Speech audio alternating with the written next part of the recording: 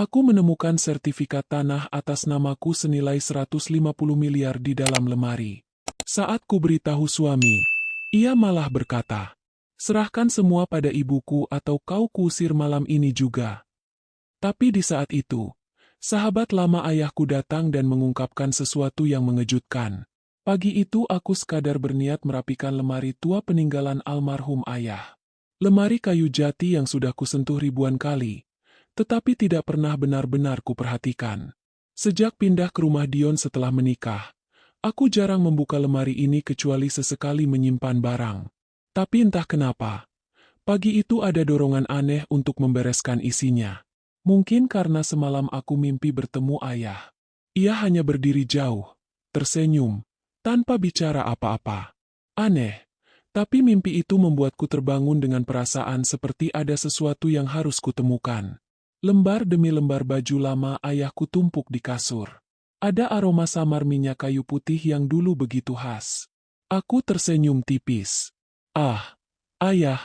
Saat hampir selesai, tanganku menyentuh sisi paling bawah lemari, tempat sebuah papan kayu sedikit terangkat. Kupikir itu hanya bagian yang longgar, tapi ketika kugeser perlahan, ternyata di balik celah itu ada celah kecil yang menyimpan sebuah map coklat tebal. Aku membeku. Map itu bersih, seperti baru.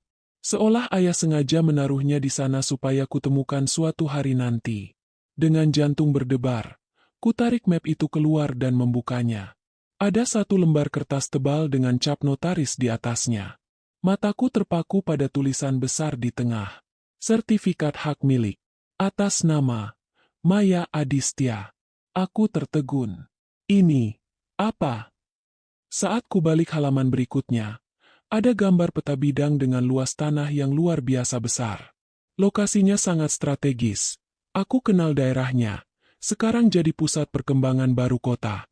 Nilainya jauh lebih besar dari sekadar angka di kertas. Sebagai analis properti, aku tahu sekali harga tanah di sana. Setidaknya 150 miliar. Bahkan mungkin lebih. Tanganku bergetar. Kenapa ayah tidak pernah memberitahuku soal ini? Aku memejamkan mata sebentar, lalu bernapas dalam. Harus tenang. Aku tahu ini bukan hal kecil. Sertifikat asli, atas namaku sendiri. Artinya, ayah sengaja menempatkannya begitu. Baru akan menutup map. Pintu kamar terbuka. Dion masuk sambil memainkan ponselnya. Ngapain dari tadi? Sarapan udah siap. Aku masih mematung, memegang sertifikat itu. Dion mendekat, menatap kertas di tanganku. Apa itu? Tanyanya. Kutatap ia sejenak sebelum menjawab pelan. Ini, sertifikat tanah. Atas namaku. Aku baru nemu di lemari. Detik itu juga ekspresi Dion berubah total. Dari wajah santai menjadi tegang. Matanya melebar. Sertifikat apa? Mana? Coba lihat. Ia meraih kertas itu cepat, hampir merebutnya dari tanganku. Suaranya tak lagi datar, tapi penuh tekanan. Ini benar, atas nama kamu? Luasnya segini? Di lokasi itu. Aku mengangguk perlahan. Sepertinya ayah sengaja menaruh. Ini harus kita kasih mama.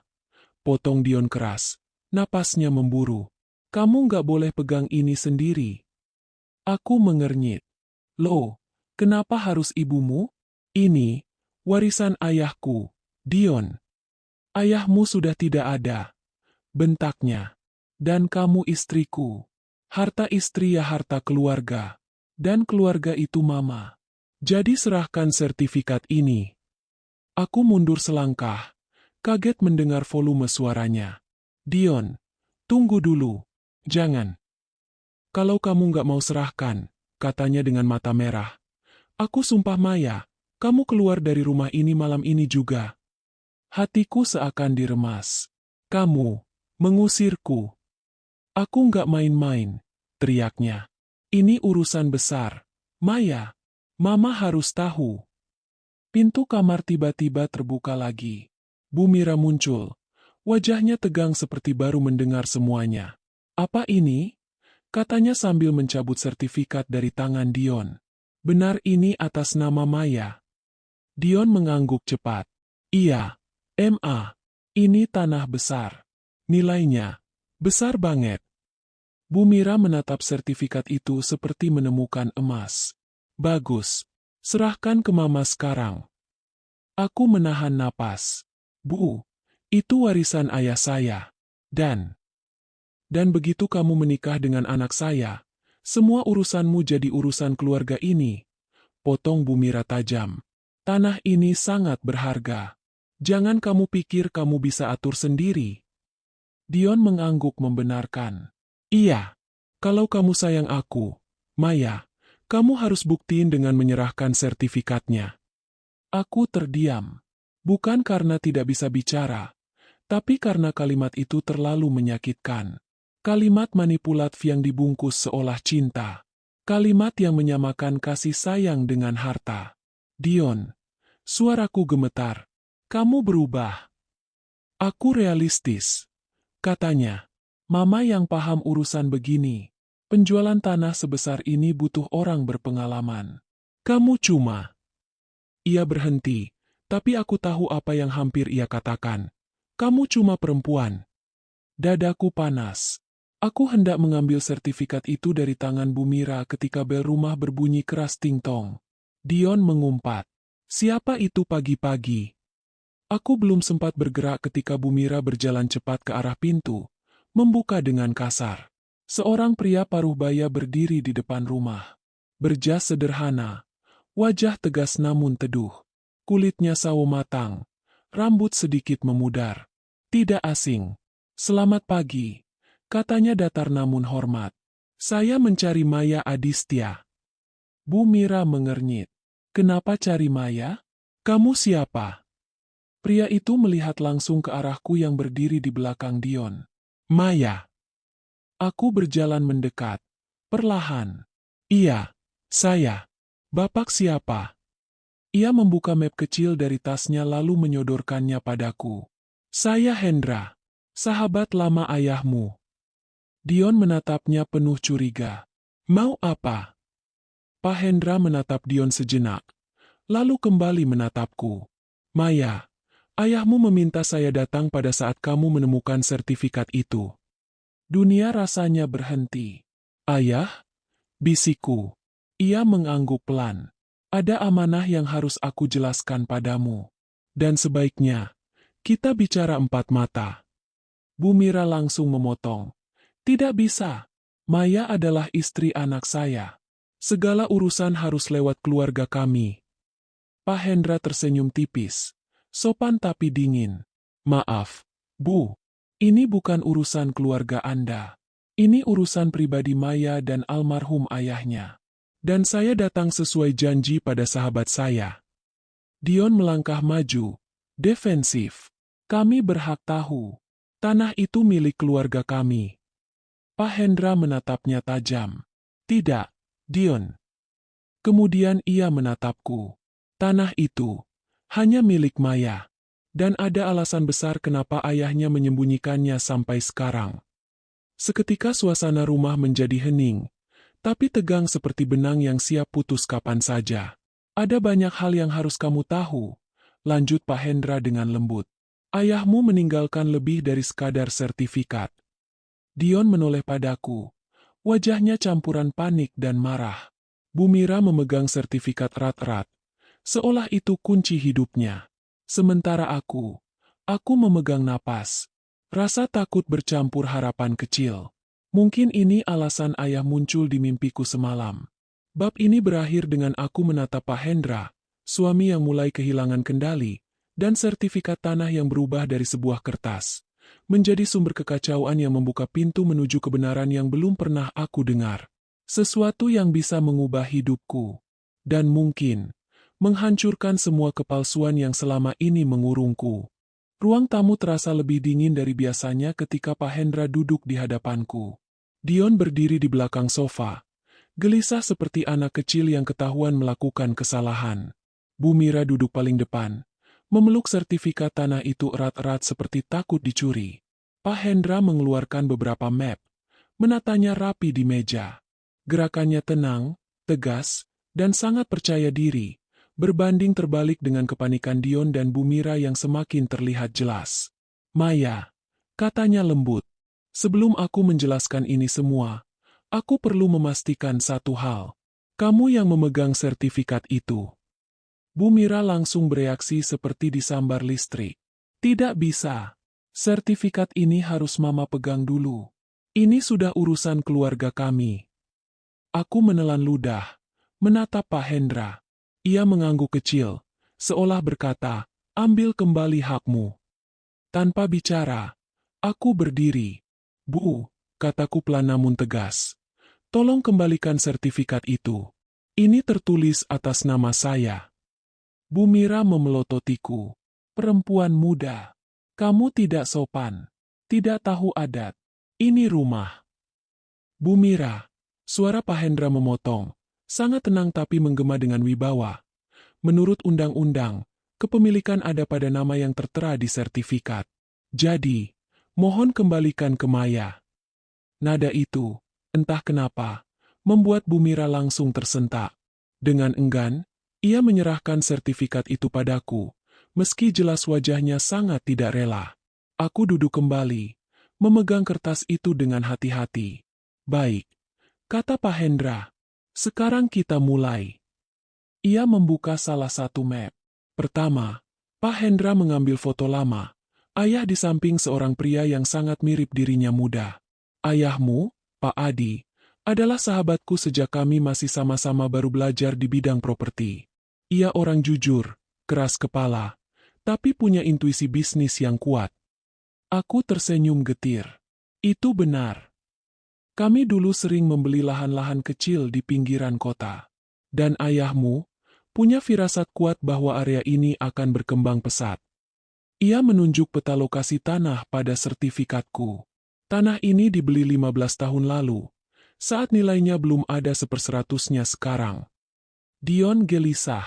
"Jadi apa hubungannya dengan ini semua?" Pak Hendra tidak menanggapi. Ia melanjutkan, "Sebelum ayahmu meninggal, aku dipanggil ke rumahnya. Aku mematung. Ayahmu bilang, 'Hendra, aku takut Maya terlalu lembut, terlalu mudah percaya. Kalau aku tinggalkan harta begitu saja, aku takut bukan dia yang menikmatinya.'" Suasana ruang tamu berubah sunyi. Dion tampak menahan napas. Bu Mira menyipitkan mata, merasa tersindir. "Karena itu," lanjut Pak Hendra, "ayahmu membuat sebuah amanah." Ia mengeluarkan dokumen tebal berisi cap notaris. "Menurut amanah ini, tanah dipegang penuh oleh Maya. Tidak boleh dijual, dialihkan, atau diagunkan tanpa izin langsung Maya. Jika Maya berada di bawah tekanan, manipulasi, atau paksaan ketika membuat keputusan, maka semua tindakan yang dilakukan atas tanah ini dapat dibatalkan secara hukum. Dan terakhir, jika Maya menemukan sertifikat ini, aku harus datang menjelaskan semuanya." Aku terdiam sangat lama. "Ayah, menyembunyikan semua ini dariku." Suaraku bergetar. Pak Hendra tersenyum hangat. "Ia tidak ingin kamu hidup dibayang-bayangi nilai tanah ini. Ia ingin kamu tumbuh independen, tanpa tergiur atau takut." Aku menunduk, menahan air mata. Ternyata ayah tidak pergi begitu saja. Bahkan setelah meninggal, ia masih memikirkan keselamatanku. Bu Mira mendengus. Tidak terima. "Jadi maksudnya apa? Tanah ini tidak boleh kami pakai. Ini kan untuk masa depan keluarga." Pak Hendra membalik dokumen. "Maaf Bu, keluarga. Di sini berarti keluarga inti Maya, bukan mertua." Wajah Bu Mira memerah. "Kurang ajar. Kamu ini siapa?" "Saya notaris yang menangani amanah almarhum Pak Adi." Dion menyela cepat, mencoba mengambil kendali. "Tapi Maya sudah menikah. Harta istri itu harta suami juga." Pak Hendra tersenyum simpul. "Tidak selalu. Dalam hukum Indonesia, harta bawaan sebelum menikah berada di bawah kendali pemiliknya, kecuali ada perjanjian kawin yang menyatakan lain. Maya tidak punya itu, bukan?" Aku menggeleng. "Nah, artinya tanah ini tetap milik Maya sepenuhnya." Dion tercekat. Bu Mira seperti kehilangan kata-kata. Untuk pertama kalinya, aku melihat mereka berdua tidak dalam posisi dominan. Tidak bisa menyerang, tidak bisa mengancam tanpa dasar. Sebuah perasaan hangat bercampur getir merayap dalam dadaku. Pak Hendra kemudian menatapku lembut. Maya. Ya. Ayahmu ingin kamu belajar mengelola tanah ini. Bukan menyerahkannya kepada orang lain. Karena ia percaya kamu mampu. Mataku berkaca-kaca. Aku tidak pernah mendengar kalimat itu sepanjang hidupku. Dion tiba-tiba berdiri. Suaranya tinggi dan putus asa. Maya, jangan dengarkan dia. Ini orang asing. Kamu nggak kenal dia. Dion, kataku pelan. Dia sahabat ayahku. Ayahmu sudah ti. Aku menatapnya tajam. Dion langsung terdiam. Pertama kalinya aku melihat ia takut dengan tatapanku. Pak Hendra menutup mapnya. Kalau kamu merasa tidak aman tinggal di sini, Maya, aku bisa mengurus penyimpanan sertifikat sementara di brankas kantor notaris. Sangat aman. Hatiku berdebar. Aku menatap Dion, yang kini wajahnya berubah pucat. Bu Mira memelototiku seperti aku hendak mencuri hartanya sendiri. Tidak. Dion memotong. Sertifikat itu tetap di rumah ini. Maya harus membuktikan bahwa aku bangkit. Perlahan. Tapi pasti. Dion. Wajahnya tegang. Sertifikat ini milik saya. Kalau saya merasa perlu mengamankannya, saya akan lakukan. Maya. Teriak Bu Mira. Aku menatap keduanya satu persatu. Selama ini saya mengikuti aturan kalian. Bahkan ketika kalian mengatur uang saya. Tapi tanah ini adalah amanah ayah saya. Saya tidak akan menyerahkannya. Suara dalam diriku yang selama ini kecil, kini berbicara dengan jelas. Pak Hendra menepuk bahuku. Bagus. Maya, kau sudah dewasa mengambil keputusan. Aku menelan ludah. Terima kasih, Pak. Ia berdiri. Aku pamit dulu. Kita lanjutkan pembicaraan di kantor nanti. Begitu ia keluar rumah, aku berdiri membeku beberapa detik. Dion menatapku dengan campuran marah dan takut. Bu Mira menggenggam pinggiran sofa sampai buku jarinya memutih. Aku nggak percaya kamu, kata Dion dingin. Setelah semua yang kulakukan, kamu malah. Apa yang kamu lakukan padaku, Dion? Potongku perlahan. Selama ini. Ia membisu. Bu Mira ingin berbicara, tapi suaranya tertahan. Aku memegang sertifikat itu erat-erat, lalu berjalan menuju kamar. Sesak, tapi juga damai. Untuk pertama kali sejak menikah, langkahku terasa ringan. Di dalam kamar, aku duduk di lantai, membuka map ayah kembali. Ada secari kertas kecil di sela dokumen, tulisan tangan ayah. Maya, kalau kamu membaca ini, jangan takut. Kamu lebih kuat daripada yang kamu kira. Lindungi apa yang menjadi milikmu, dan lindungi dirimu sendiri. Tangisku pecah tanpa bisa kutahan. Ayah, ayah tahu. Ayah selalu tahu. Dan perlahan, aku mulai merasakan sesuatu yang belum pernah kurasakan sebelumnya. Aku punya hak. Aku punya pilihan. Aku punya kekuatan. Bab ini ditutup dengan aku menatap sertifikat tanah itu. Air mata masih mengalir, tapi senyum kecil muncul di bibirku. Untuk pertama kalinya, aku tidak merasa sendirian lagi. Keesokan paginya, rumah terasa seperti medan perang yang ditinggalkan setelah ledakan. Bukan karena ada barang pecah, tapi karena ada sesuatu yang berubah drastis dalam diriku, dan mereka menyadarinya. Bu Mira tidak menyapaku ketika aku keluar kamar. Ia melirikku dari ujung mata, dingin dan penuh kemarahan yang belum selesai.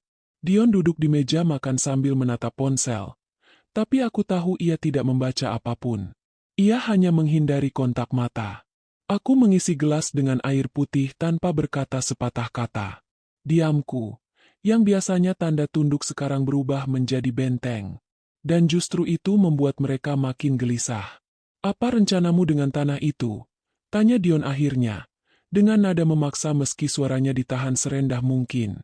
Aku meneguk air. Aku akan mempelajarinya dulu. Belajar untuk apa? Kamu itu bukan ahli hukum, bukan pengusaha besar.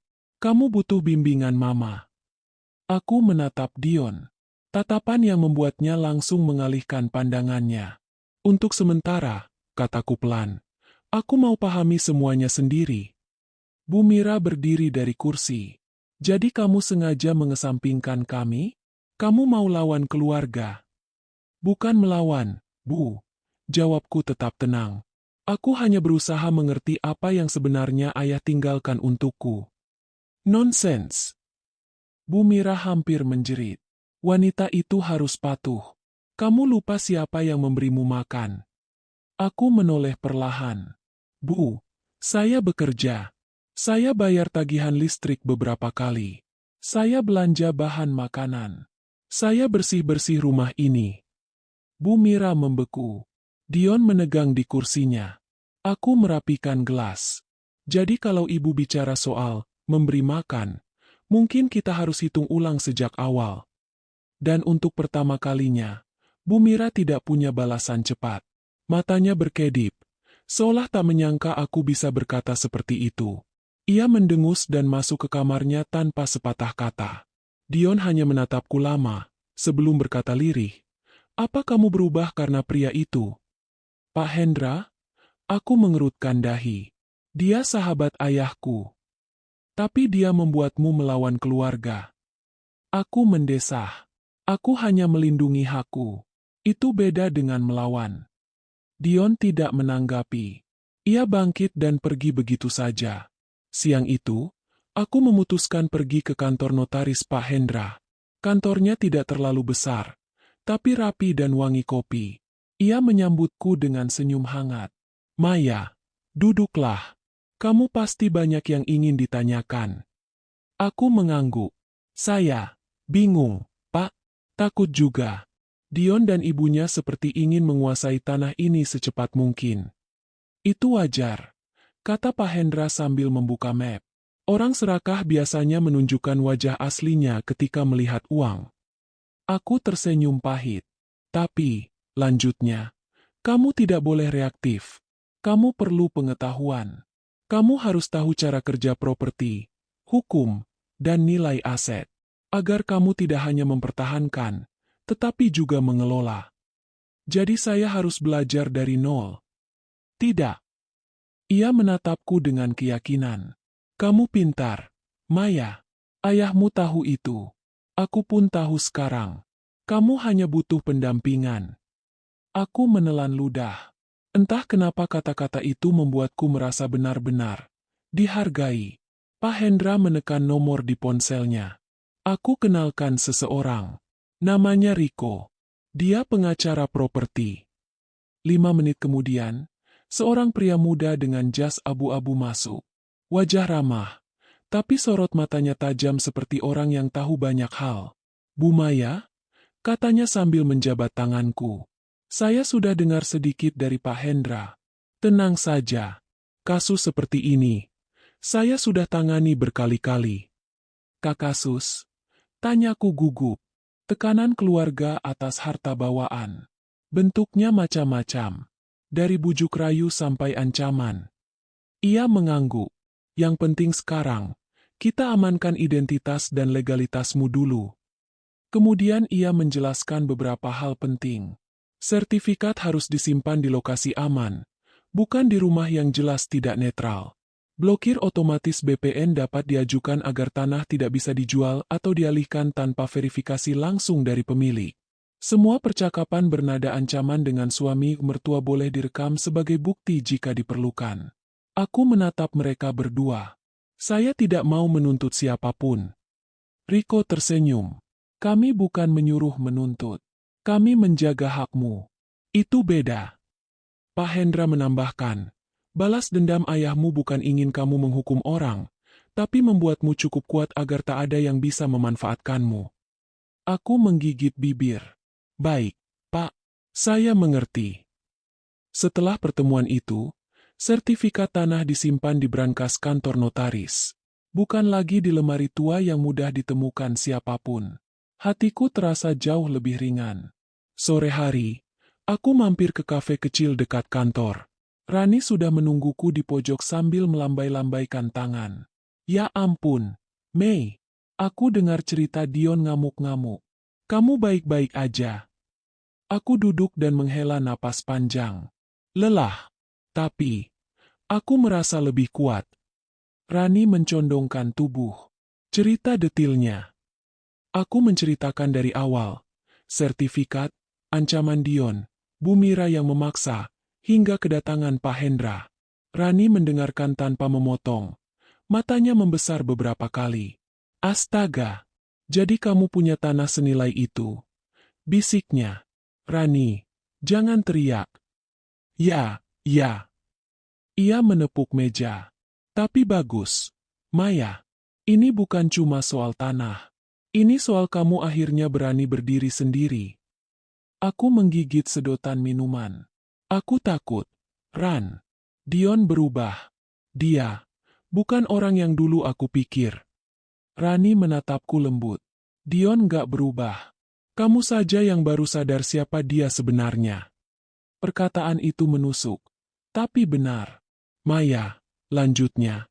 Kamu punya kesempatan besar buat mengubah hidupmu. Jangan biarkan orang lain narik kamu ke bawah. Kalau mereka menyerang lagi, kamu kan punya Pak Hendra. Punya pengacara. Punya aku juga. Rani tersenyum, mengangkat alis.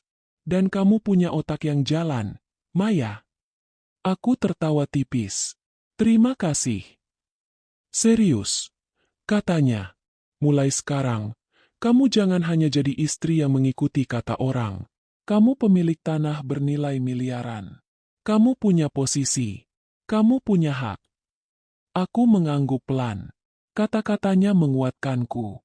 Malamnya saat pulang, aku menemukan Dion duduk sendirian di ruang tamu. Lampu temaram membuat bayangan wajahnya tampak lebih gelap. Aku masih bisa mencium aroma rokok dari arah teras. Ia jarang merokok kecuali sedang stres berat. Kamu dari mana? Tanyanya tanpa menatap. Kantor notaris. Jawabku jujur. Sertifikat sudah saya amankan. Dion menoleh cepat. Diamankan di mana? Di tempat yang aman. Kenapa kamu? Kamu nggak percaya aku lagi? Aku menatapnya lelah. Dion, kamu mengancam akan mengusirku jika aku tidak menyerahkan tanah itu pada ibumu. Ia terdiam. Itu bukan permintaan, lanjutku. Itu paksaan. Dion bangkit. Langkahnya maju satu langkah. Maya, aku cuma panik. Panikah itu atau ketamakan? Ia terdiam lagi. Wajahnya seperti retak. Maya, kamu itu istriku. Seharusnya kita berbagi segalanya. Aku menggeleng. Berbagi itu berbeda dengan menyerahkan. Dion memejamkan mata. Frustasi. Kamu berubah. Aku tersenyum lirih. Aku mulai belajar menjaga diriku. Dion. Itu saja. Dion tidak bisa membalas. Larut malam, ketika aku sudah di kamar, ponselku bergetar. Pesan dari nomor yang baru kusimpan tadi siang. Riko, pengacara. Bu Maya, sudah saya ajukan blokir sementara di BPN. Jika ada percobaan jual balik nama tanpa hadirnya Anda, sistem akan menolak otomatis. Aku tersenyum lega. Baru hendak mematikan lampu. Mataku tertuju pada lemari kecil di pojok ruangan, yang dulu menjadi tempat ayah menyembunyikan sesuatu untukku. Sekarang lemari itu kosong, tetapi untuk pertama kalinya, aku tidak merasa kehilangan. Ayah sudah menyiapkan segalanya. Tinggal aku yang harus meneruskan. Aku menarik napas panjang, menatap langit-langit kamar. Mulai hari ini, aku bukan lagi Maya yang selalu menunggu keputusan orang lain. Aku sedang belajar, menguasai, bukan dikuasai, mengambil kembali hidupku. Satu langkah kecil hari ini, akan menjadi langkah besar besok. Dan di luar kamar, Dion dan Bu Mira mulai menyadari, perempuan yang mereka kira bisa ditekan, mulai berdiri untuk dirinya sendiri. Sejak sertifikat tanah itu kusimpan di brankas kantor notaris, suasana rumah berubah seperti ladang kering yang tinggal menunggu percikan api. Dion dan Bu Mira berusaha bersikap normal, tapi aku bisa merasakan ketegangan yang mengalir dari cara mereka bicara, cara mereka menatap, bahkan dari langkah kaki yang terdengar lebih berat dari biasanya. Mereka masih percaya bisa menguasai tanah itu. Hanya saja, mereka belum menemukan caranya. Suatu pagi, ketika aku sedang membuat kopi, ku dengar suara lirih dari ruang tamu. Bisik-bisik yang terburu-buru. Dion dan Bu Mira. Biasanya mereka tidak pernah bicara pelan. Mereka selalu merasa paling benar sehingga tidak perlu menyembunyikan apapun. Notaris itu bisa kok bantu urus cepat. Suara Dion. Yang penting Maya nggak usah diajak. Balas Bu Mira dengan nada tegas. Kita bilang saja Maya sibuk. Kita tanda tangan dulu. Urusan nanti biar Mama yang jelaskan. Aku berhenti mengaduk kopi. Jantungku berdetak pelan tapi kuat. Notaris? Tanda tangan? Tanpa aku? Aku menarik napas panjang, memastikan ekspresiku netral sebelum masuk ruang tamu. Kalian lagi bahas apa? Tanyaku sambil duduk santai. Dion memutar tubuh secepat kilat. Enggak. Cuma masalah tagihan rumah. Bu Mira menambahkan dengan senyum kaku. Iya, cuma urusan kecil. Aku tidak menanggapi. Senyumku lebih tipis dari biasanya. Tapi mereka tidak tahu apa maksudnya. Mereka pikir aku bodoh. Mereka pikir aku tetap Maya yang dulu. Padahal kini, aku bukan lagi perempuan yang mudah dikelabui. Hari itu aku masuk kantor sedikit lebih pagi. Bosku, Pak Dharma, sedang meninjau data properti terbaru. Begitu melihatku, ia menunjuk layar monitor. Maya, kamu lihat ini. Daerah timur kota bakal jadi pusat komersial baru. Harga tanah akan naik 2-3 kali lipat dalam 5 tahun. Aku mendekat. Area mana tepatnya, Pak? Ia menyebut lokasi. Dadaku langsung berdebar. Itu lokasi tanahku. Mata kamu berbinar. Canda Pak Dharma. Kamu minat investasi di sana? Aku tersenyum kecil. Mungkin suatu hari, Pak. Pengetahuan itu langsung membuka banyak kemungkinan baru di kepalaku. Setelah jam makan siang, aku menerima telepon dari nomor tak dikenal. Bu Maya? Suara pria terdengar tergesa. Saya dari kantor notaris Wirawan. Suami ibu dan ibu mertua ibu ingin membuat akta kuasa jual untuk tanah atas nama ibu. Kami butuh kehadiran Anda untuk verifikasi. Aku hampir tertawa, tapi kutahan. Terima kasih, Pak. Jawabku dengan nada sangat tenang. Mohon jangan proses apapun tanpa saya hadir. Dan tolong catat, jika mereka memaksa, tolak saja. Itu bukan permintaan resmi dari saya. Baik, Bu. Kami sudah curiga sejak awal. Terima kasih sudah memastikan. Telepon ditutup. Aku menatap layar ponsel beberapa detik sambil menghela napas. Mereka benar-benar mencoba memalsukan tanda tanganku. Perlahan, kurasakan bukan lagi kemarahan, tapi kejernihan. Inilah saatnya langkah elegan dimulai. Sore itu aku langsung menuju kantor Pak Hendra, membawa kabar soal notaris abal-abal itu. Begitu kusampaikan, ia mengangguk. Seperti yang kuduga. Katanya, Riko masuk beberapa menit kemudian, membawa laptop. Kita lakukan blokir pengalihan tambahan di BPN, katanya. Jadi bukan hanya butuh verifikasi, tapi harus pemilik datang langsung dengan sidik jari. Aku mengangguk. Baik. Kedua, lanjut Riko, kita kirim surat peringatan hukum ke notaris yang mencoba memproses tanpa kehadiranmu. Bukan karena kita mau mempermalukan mereka, tapi supaya mereka berhati-hati kalau ada pihak yang mencoba manipulasi lagi. Aku merasakan sesuatu mengalir, bukan adrenalin, tapi kekuatan. Ketiga, tambah Pak Hendra sambil menggeser map padaku. Aku siapkan dokumen resmi penyimpanan sertifikat. Jadi kalau Dion dan ibunya nekat melapor atau mengaku kehilangan sertifikat, catatan resmi ini akan melindungimu. Aku membaca detailnya. Semua terlihat rapi, legal, dan sangat jelas. Pak, Bu, kata Riko sambil menatapku tegas. Langkah kalian benar.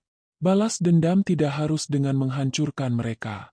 Tapi dengan membuat diri sendiri tidak bisa lagi dijatuhkan. Aku menatap keduanya. Terima kasih. Saya merasa punya arah. Dan kamu punya hak penuh, tambah Pak Hendra. Ayahmu ingin kamu berdiri sendiri. Sekarang waktunya. 3 hari kemudian, ketika pulang kerja, aku menemukan Dion duduk di ruang tamu dengan wajah gelisah. Bu Mira berdiri di sampingnya, memegang ponsel sambil mondar-mandir. Maya, kenapa kamu blokir tanah itu di BPN? Tanya Dion langsung. Aku menaruh tasku. Untuk keamanan. Keamanan dari siapa? Dari kami? Teriak Bu Mira. Aku mengangguk sopan. Betul. Dion berdiri. Wajahnya merah. Maya, kamu keterlaluan. Kamu mempermalukan keluarga ini. Aku melipat tangan di dada. Yang memalukan adalah mencoba melakukan pengalihan tanpa pemiliknya. Dion diam. Bu Mira hampir meledak. Kamu pikir kamu hebat setelah ketemu notaris itu? Kamu pikir kamu bisa hidup tanpa keluarga? Cecar Bu Mira. Aku menatapnya tanpa ekspresi. Saya tidak ingin hidup tanpa keluarga. Tapi saya tidak mau hidup dalam tekanan dan manipulasi. Kamu itu istri Dion. Kamu seharusnya tunduk. Kamu sok pintar karena punya tanah. Kamu tidak boleh mengatur kami. Serangan lisan datang bertubi-tubi. Tapi anehnya, untuk pertama kali, aku tidak terguncang sama sekali. Aku hanya merasa, sayang. Sayang melihat mereka begitu takut kehilangan kontrol. Sayang melihat mereka tidak memahami cara elegan dalam hidup. Setelah mereka berhenti berteriak, aku menjawab pelan. Saya tidak akan menyerahkan tanah itu. Titik. Bu Mira mendengus. Kita lihat nanti. Seminggu kemudian, Pak Dharma memanggilku ke ruangannya. Maya, aku baru mendapat info menarik. Perusahaan sedang mencari lahan besar untuk joint venture dengan developer ternama. Kalau kamu tahu pemiliknya, atau kamu sendiri pemiliknya, kamu bisa ikut duduk sebagai mitra. Aku terpaku. Mitra? Maksudnya, pemilik lahan bisa ikut menentukan pembagian hasil. Tepat sekali. Ia tersenyum. Dan nilai tanahmu akan jauh lebih tinggi setelah proyek ini berjalan. Air liurku tercekat. Ini bukan sekadar uang. Ini masa depan. Ini hidup yang bisa kubangun sendiri. Malamnya, setelah semua orang tidur, aku duduk di meja makan sambil menatap sertifikat fotokopian yang kusimpan di laci. Pikiran ayah muncul. Maya, lindungi apa yang menjadi milikmu. Dan lindungi dirimu sendiri. Aku memegang kertas itu, merasakan keberanian baru mengalir. Tanah ini bukan untuk dijual cepat. Bukan untuk ditukar demi memuaskan ego mertua. Bukan untuk diserahkan pada suami yang tidak menghargai. Tanah ini adalah kesempatan. Warisan. Langkah awal untuk hidup yang harus kujalani sendiri. Aku mengeluarkan buku catatan, mulai menulis rencana. Memastikan tanah tetap aman di bawah kendaliku. Mempertimbangkan kerjasama resmi dengan developer. Mempersiapkan keuangan pribadi yang terpisah dari suami. Menentukan batas hubungan dengan Dion dan Bu Mira. Ketika kututup buku itu, kulihat bayanganku di cermin ruang makan. Bukan lagi Maya yang ketakutan. Bukan istri yang selalu meminta izin. Tapi wanita yang akhirnya sadar bahwa kekuatan tidak selalu harus lantang. Kadang kekuatan adalah senyap. Aku seperti bidak catur yang sudah berada di posisi tepat. Dan malam itu aku tahu, papan permainan sedang berubah. Mereka tidak sadar bahwa permainan halus sudah dimulai. Sudah hampir 3 minggu sejak aku mengamankan sertifikat tanah di kantor notaris. Selama itu pula, rumah ini berubah menjadi tempat paling asing di dunia. Aku tinggal di dalamnya. Tapi rasanya seperti berjalan di antara runtuhan bangunan lama yang tak lagi ingin kupugar. Dion semakin jarang mengajakku bicara. Kalaupun ia bicara, selalu bernada dingin atau penuh sindiran. Sedangkan Bu Mira, ia bertingkah seolah aku bukan penghuni rumah ini. Tak ada sapaan, tak ada permintaan bantuan, Tetapi selalu saja ada gerakan matanya yang memerhatikan setiap langkahku dengan curiga. Seperti menunggu momen yang membuatku lengah. Dan entah bagaimana, aku menyadari sesuatu. Rumah yang dulu menekanku kini tidak lagi menakutkan. Rumah ini hanya tempat, bukan identitas. Pagi itu, aku melihat Bu Mira di teras sedang berbicara lewat telepon dengan suara tinggi. Apa? Kenapa naik lagi? Bukannya kemarin Mama sudah bayar setengah? Tidak bisa. Dengar ya, Mama pelanggan lama. Masa nggak bisa kasih kelonggaran? Ia menutup telepon dengan kasar sambil menghela napas panjang. Wajahnya pucat dan bingung. Ketika melihatku keluar kamar, ia langsung mengalihkan pandangan, bahkan lebih cepat dari biasanya.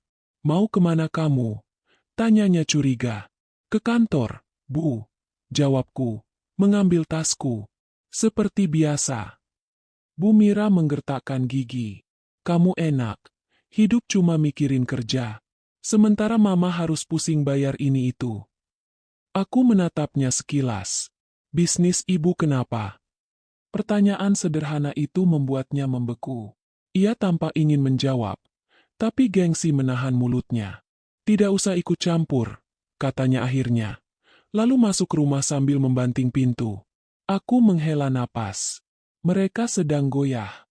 Dan goyahnya itu bukan salahku. Di kantor, suasana jauh lebih menenangkan. Ruanganku kecil tapi terang. Aku menyelesaikan laporan valuasi tanah terkait proyek baru yang sedang disiapkan perusahaan. Tepat saat aku menutup file terakhir, ponselku berbunyi. Rani, Maya, kamu sibuk? Bisa ketemu makan siang? Penting banget. Aku membalas. Bisa. Ketemu di tempat biasa. Kami bertemu di kafe kecil. Rani terlihat antusias sekaligus serius. Maya, aku baru baca berita soal pengembangan daerah tempat tanahmu itu. Katanya sambil membuka ponselnya. Lihat ini. Berita itu menampilkan rencana pembangunan kawasan komersial baru, pusat bisnis, apartemen, dan hotel. Nilai tanah di sekitar area itu diprediksi melonjak dalam 5 tahun. Aku membaca detailnya sambil menahan napas. Mei, kamu sadar nggak? Rani menatapku lebar-lebar. Ini bukan cuma tanah. Ini aset masa depan. Kamu bisa jadi mitra, bukan sekadar pemilik yang jual putus. Aku mengangguk pelan. Aku sudah pertimbangkan itu. Bagus, kata Rani, kembali tersenyum. Aku bangga sama kamu. Kamu jauh lebih kuat daripada yang kamu kira. Aku terdiam. Kata-kata itu tidak pernah kudengar dari suami. Dari mertua. Dari keluarga manapun. Mendengarnya dari Rani terasa melegakan. Sore itu ketika pulang, aku melihat Dion duduk di ruang tamu. Tidak dengan ponselnya seperti biasanya. Wajahnya murung. Alisnya berkerut. Ketika aku berjalan melewatinya, ia membuka suara. Maya, kita bisa ngomong sebentar. Aku berhenti. Boleh. Ada apa? Dion mengusap wajah. Terlihat sangat lelah. Bisnis Mama bermasalah. Banyak tagihan menumpuk. Aku juga. Ia berhenti. Seakan malu mengakuinya. Aku juga lagi seret. Aku tidak menjawab. Kita butuh bantuanmu, katanya akhirnya. Kata kita itu terasa pahit di telingaku. Dulu aku bukan bagian dari kita mereka. Dulu aku hanya orang yang diminta memberi, tunduk, dan mengalah. Bantuan apa? Tanyaku datar. Dion menatapku dengan penuh harap. Tanah itu bisa menyelesaikan semua masalah. Kalau dijual sebagian saja, Mama bisa melunasi utangnya. Kita bisa mulai hidup baru. Aku menelan ludah. Ini akhirnya terjadi. Mereka terang-terangan meminta tanah itu. Dion, kataku pelan tapi tegas. Tanah itu bukan untuk dijual cepat. Itu amanah ayahku. Dion memukul meja. Jangan bawa-bawa ayahmu. Ayahmu bahkan tidak hidup untuk melihat kamu menikah. Aku menatapnya tajam. Justru karena itu, dia mempersiapkan semuanya dengan lebih matang daripada siapapun dalam rumah ini. Dion terdiam. Wajahnya retak, seperti pria yang tidak pernah belajar menerima batas. Jadi kamu tidak mau membantu? Suaranya lemah, nyaris memohon. Aku bersedia membantu, jawabku sambil berdiri. Tapi bukan dengan memberikan tanah. Bu Mira yang entah sejak kapan berdiri di depan pintu dapur datang mendekat sambil gemetar. Maya, kalau kamu masih menganggap kami keluarga, bantulah kami, katanya nyaris menangis. Aku menatapnya. Saya bisa bantu mencarikan konsultan untuk membereskan laporan bisnis ibu. Bisa bantu mengatur skema restrukturisasi utang. Tapi saya tidak akan menyerahkan tanah. Bu Mira menggeleng keras. Itu bukan yang kami butuh.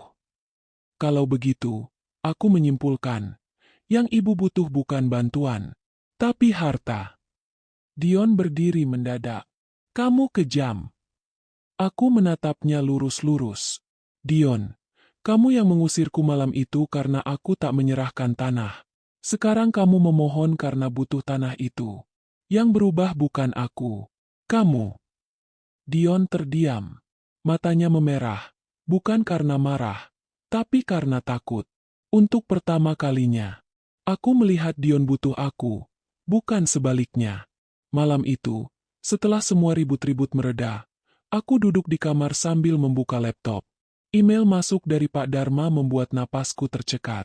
Subjek: rencana pertemuan dengan developer lahan Anda. Isi: besok pagi pukul 10. Developer ingin bertemu langsung dengan Anda untuk membahas potensi kemitraan. Aku memejamkan mata. Jika ini berhasil, bukan hanya hartaku yang aman, tapi masa depan juga berubah. Aku membuka catatan kecilku. Persiapan dokumen. Nilai lahan terbaru. Skema bagi hasil. Perhitungan ROI. Rencana jangka panjang. Setiap poin kutulis dengan teliti. Setiap garis kubuat rapi. Aku mempersiapkan diri, bukan sebagai istri yang selalu diremehkan, tapi sebagai pemilik aset. Pagi berikutnya, aku berangkat sangat awal. Dion mencoba bertanya, "Kamu kemana?" Tapi aku tidak menjelaskan. Aku hanya berkata, "Ada urusan penting." Itu saja sudah membuatnya panik. Di kantor, developer sudah menunggu. 2 pria dan 1 wanita berjas rapi. Mereka membahas banyak hal, lokasi strategis, nilai komersial, potensi pusat bisnis baru. Ketika mereka memintaku memperlihatkan kopi dokumen, aku menyerahkan semuanya dengan percaya diri. "Maya," kata salah satu perwakilan developer, "lahan ini benar-benar potensial. Kita ingin menjadikan Anda mitra utama. Jika sepakat, Anda akan memperoleh bagian kepemilikan dan profit jangka panjang." Aku mengangguk dengan tenang. Saya siap membahasnya. Saat itu, aku merasa ayah ada di ruangan yang sama. Bangga. Memberi restu. Ketika pulang sore itu, Bu Mira dan Dion langsung menghampiriku di ruang tamu. "Kamu dari mana?" tanya Dion, hampir panik. "Ada meeting." "Meeting apa? Dengan siapa?" Aku menaruh tas, melonggarkan blazer. "Dengan developer." Dion mematung. "The developer? Tanah itu?" Aku mengangguk. Mereka tertarik bekerja sama. Bu Mira refleks menutup mulut dengan tangannya. "Ya Tuhan. Kamu melakukannya sendiri." Suara Dion bergetar. Aku tersenyum lembut. "Tentu. Itu tanahku." Tidak ada kata-kata yang keluar dari mulut mereka. Tidak makian. Tidak ancaman. Tidak sindiran. Hanya sepi. Sepi yang menandakan satu hal. Mereka baru menyadari betapa kecilnya kendali mereka terhadap hidupku. Aku berjalan melewati mereka menuju kamar. Begitu menutup pintu, aku berdiri sejenak.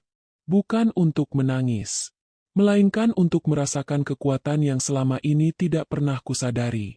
Aku sudah melangkah jauh, dan langkah ini bukan yang terakhir. Yang kupikirkan hanya satu. Aku akan keluar dari rumah ini. Bukan karena diusir, tapi karena aku punya tempat yang lebih layak. Konsekuensi sudah dimulai.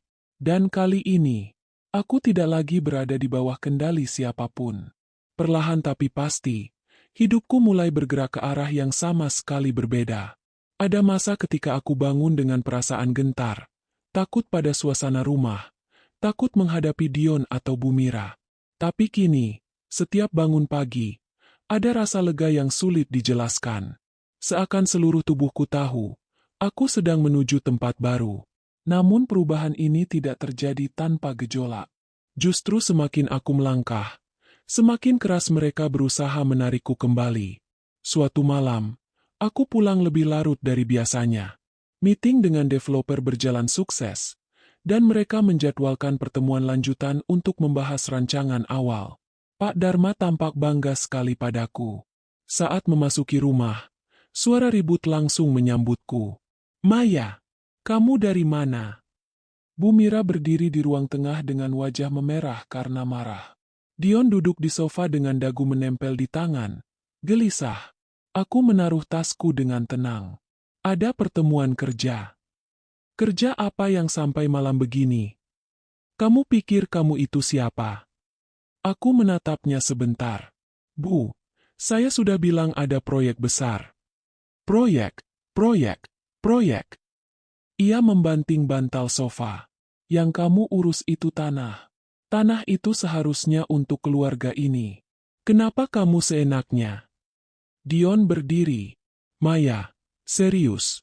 Sampai kapan kamu mau keras kepala? Keningku berkerut. Keras kepala? Atau berpendirian? Dion menghela napas frustrasi. Kenapa sih kamu berubah seperti ini? Kamu tidak seperti dulu. Aku tersenyum tipis.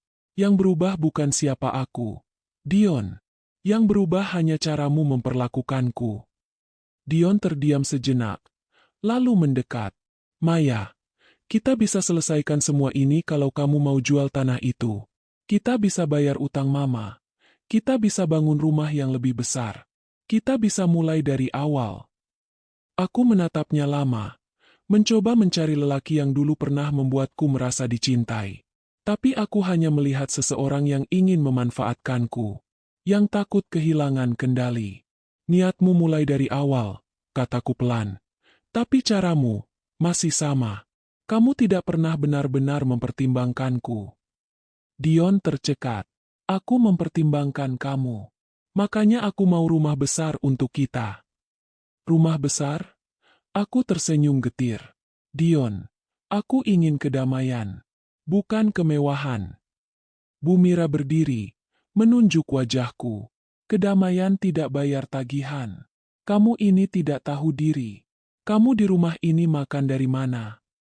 Aku menahan diri untuk tidak tertawa. Kalau ingin dihitung, aku bahkan sudah menutup banyak tagihan rumah ini tanpa mereka sadari. Bu, kataku tenang, saya tidak akan menjual tanah itu. Dan saya tidak akan menyerahkan hak saya pada siapapun. Kamu egois, teriak Bu Mira. Saya memilih diri saya, jawabku. Kalau itu dianggap egois, maka saya terima. Setelah keributan itu, aku masuk kamar dan mengunci pintu. Aku terduduk di lantai. Bukan karena lelah fisik, tapi karena menyadari satu hal penting. Aku tidak bisa hidup di rumah ini lagi. Bukan lagi tempat aman, bukan tempat cinta, dan bukan tempat di mana aku dihargai. Tempat ini hanya menjadi mesin yang menyedot energiku setiap hari. Sambil menatap langit-langit, aku mengingat kata Pak Hendra, kalau kamu merasa tidak aman, kamu harus membuat batas. Dan aku tahu batas itu bukan lagi sekadar kata. Batas itu harus menjadi tindakan. Keesokan harinya aku mengambil cuti setengah hari dari kantor dan menuju sebuah apartemen yang kutemukan melalui rekomendasi Rani. Apartemen kecil di lantai 12, dengan jendela menghadap kota. Tidak terlalu mewah, tapi bersih, tenang, dan memiliki rasa milik sendiri. Pihak manajemen menyodorkan brosur. Unit ini masih kosong, Bu Maya. Kalau ingin sewa atau beli, prosesnya cepat. Aku memegang brosur itu sambil merasakan napasku lebih ringan. Saya mau lihat unitnya. Ketika pintu unit dibuka, matahari masuk begitu lembut, menyinari ruang tamu kecil yang kosong. Tidak ada suara marah. Tidak ada tatapan menghakimi. Tidak ada tekanan. Ruang ini terasa seperti menatap diriku yang sebenarnya. Sesuatu yang selama ini terkurung. Saya ambil unit ini, kataku setelah beberapa menit. Beli atau sewa, Bu? Aku mengangguk mantap. Beli. Atas nama saya. Pihak manajemen tersenyum. Baik, Bu. Kita siapkan dokumennya. Aku menandatangani semuanya. Dan saat pena terakhir menyentuh kertas, aku merasa sedang menandatangani sesuatu yang jauh lebih besar daripada sekadar kontrak. Aku menandatangani kebebasanku. Sore itu aku pulang dengan langkah ringan. Meskipun di dalam rumah sudah menunggu badai lain. Dion berjalan mendekat ketika aku membuka pintu. Kamu dari mana lagi? Suaranya penuh syakwasangka. Ada urusan, jawabku singkat. Urusan apa? Kamu tidak bilang. Aku menatapnya. Aku tidak wajib bilang semua hal padamu. Itu membuat Dion marah. Maya, kamu istriku.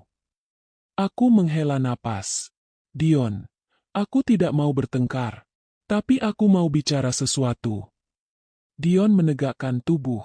Apa? Aku memandangnya dalam-dalam. Saat itu aku sadar. Tidak ada lagi sisa cinta dalam tatapannya. Aku akan pindah dari rumah ini. Wajah Dion langsung memucat. Apa? Kamu mau kemana? Apartemen baru. Aku akan tinggal sendiri. Bu Mira muncul dari dapur seperti disambar petir. Apa katamu? Kamu mau pergi? Kamu mau tinggalkan keluarga ini? Bu, kataku pelan. Ini bukan rumah yang sehat buat saya. Kamu tidak punya hak pergi. Aku menatap Bu Mira dengan mata teduh namun tajam. Saya punya semua hak atas hidup saya. Dion menghampiriku dengan wajah ketakutan. Maya, tolong, jangan pergi. Kita bisa perbaiki semuanya. Aku menggeleng. Kita tidak sedang rusak. Dion, kita memang salah dari awal. Apa kamu mau cerai? Suaranya pecah. Aku tidak menjawab. Kadang diam lebih keras dari 1000 kata. Aku tidak percaya. Dion memegang kepalanya. Ini semua karena tanah itu. Ya kan? Tanah itu sudah mengubah kamu. Aku menatapnya lembut. Bukan tanah itu. Dion. Yang berubah adalah aku akhirnya melihat siapa dirimu. Dan siapa diriku. Jadi, kamu benar-benar mau pergi? Iya. Aku mengambil koper kecil yang sudah kusiapkan. Tidak perlu banyak barang. Apapun yang tersisa hanya kenangan buruk yang tidak perlu ikut dibawa. Ketika aku melewati Bu Mira, ia menatapku dengan campuran marah dan tidak percaya. Kamu akan menyesal, Maya, katanya keras. Aku berhenti sebentar, menghadap padanya. Saya justru menyesal karena bertahan terlalu lama. Matanya membesar. Aku melanjutkan langkah, membuka pintu, dan melangkah keluar. Untuk pertama kalinya dalam 2 tahun, aku merasa tidak ada yang menahan kakiku. Angin sore menyambutku, langit cerah, dan di bawah sana, kota yang luas menunggu. Aku turun dari rumah itu tanpa menoleh ke belakang. Sebab aku tahu, jika aku menoleh, aku bukan Maya yang baru. Aku masuk ke taksi online yang sudah menunggu. Sopir menatapku melalui spion. Kemana, Bu? Aku tersenyum. Senyum paling tulus yang muncul setelah sekian lama. Ke rumah saya yang baru. Taksi itu melaju, meninggalkan rumah yang pernah disebut keluarga. Namun tak pernah benar-benar menjadi rumah. Dan saat mobil memasuki jalan besar, aku menatap keluar jendela, membiarkan bayangan masa lalu memudar pelan-pelan. Hari itu, aku memilih diriku sendiri, tanpa permisi siapapun, tanpa restu siapapun. Dan itulah keputusan terbaik yang pernah kubuat. Apartemen baruku sunyi, tapi bukan kesepian. Ini sunyi yang menenangkan. Bukan seperti senyap rumah Dion yang selalu dipenuhi tekanan. Di sini, setiap sudut terasa milik sendiri. Tidak ada langkah kaki yang mengawasi. Tidak ada suara tinggi yang memerintah. Tidak ada tatapan meremehkan. Aku bangun pagi dengan hati ringan. Ruang tamu mungilku dibanjiri cahaya matahari. Angin dari jendela menyentuh wajahku lembut. Beginilah rasanya hidup tanpa takut. Hari itu aku memiliki agenda penting. Pertemuan lanjutan dengan pihak developer. Ada kemungkinan mereka ingin finalisasi tahap awal kerjasama. Aku siap, dengan catatan, riset, dan keberanian yang perlahan tumbuh dalam diriku. Setelah mandi dan merapikan diri, aku mengenakan blus putih sederhana dengan blazer krem. Dari cermin, aku melihat versi diriku yang berbeda. Lebih kuat, lebih dewasa, lebih tenang. Seolah ayah berdiri di belakangku sambil berkata, "Bagus, Maya."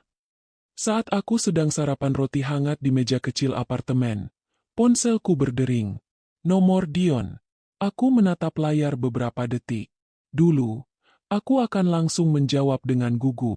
Tapi sekarang, aku memutuskan. Kutelan roti terakhir, lalu mengangkat ponsel. "Halo." Suara Dion terdengar parau, seperti orang yang tidak tidur semalaman. "Maya, kamu bisa pulang sebentar." "Untuk apa?" Kita, butuh bicara. Ini penting." Aku diam sebentar. "Maaf, aku ada meeting." "Maya, please. Ini soal mama." Nada suaranya membuatku berhenti. Ada apa dengan Bu Mira? Bisnis mama sedang benar-benar jatuh. Ada investor yang mundur. Tagihan membengkak. Mama bilang semua mulai rusak sejak kamu pergi." Aku menurunkan gelas perlahan.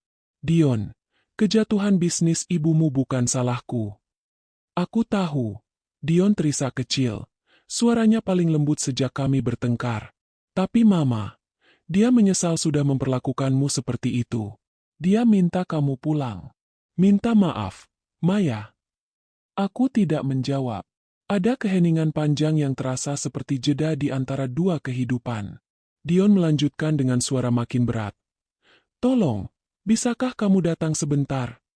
Aku menghela napas panjang. "Baik, tapi aku hanya sebentar." Ketika mobilku berhenti di depan rumah itu, dadaku menegang sedikit. Rumah ini tidak lagi menakutkan, hanya asing.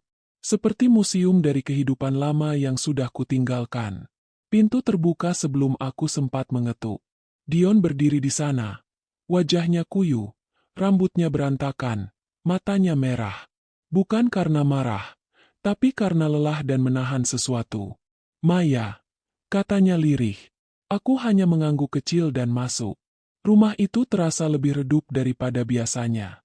Entah karena lampu yang tidak dinyalakan penuh, atau karena atmosfernya memang telah berubah setelah kepergianku. Bu Mira duduk di sofa, tangan menggenggam tisu. Saat melihatku, ia seperti kehilangan kata-kata. Tidak ada teriakan, tidak ada kemarahan. Hanya penyesalan. Sebuah pemandangan yang belum pernah kulihat seumur hidup. "Maya."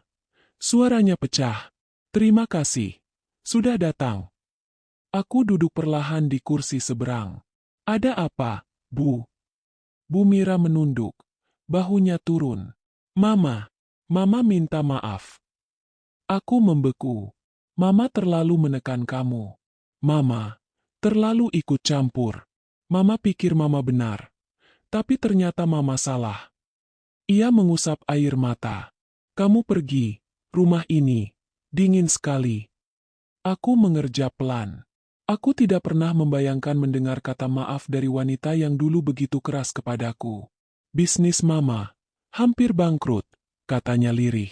"Kalau saja dulu mama tidak gegabah, tidak berharap pada hartamu." "Bu," potongku lembut. "Tanah itu bukan solusi semua masalah." Bu Mira mengangguk, menangis pelan. "Mama tahu sekarang, itu warisan ayahmu, bukan milik kami." Mama menyesal sudah memaksa. Suasana hening. Dion duduk di samping ibunya, memegang bahunya, tapi matanya memandangku tanpa berkedip. Penuh rasa bersalah. Aku menatap Dion. "Kamu juga mau bicara sesuatu?" Dion menarik napas panjang, terdengar bergetar. "Maya, aku gagal jadi suami. Aku biarkan mama mengatur segalanya. Aku ikut marah tanpa alasan.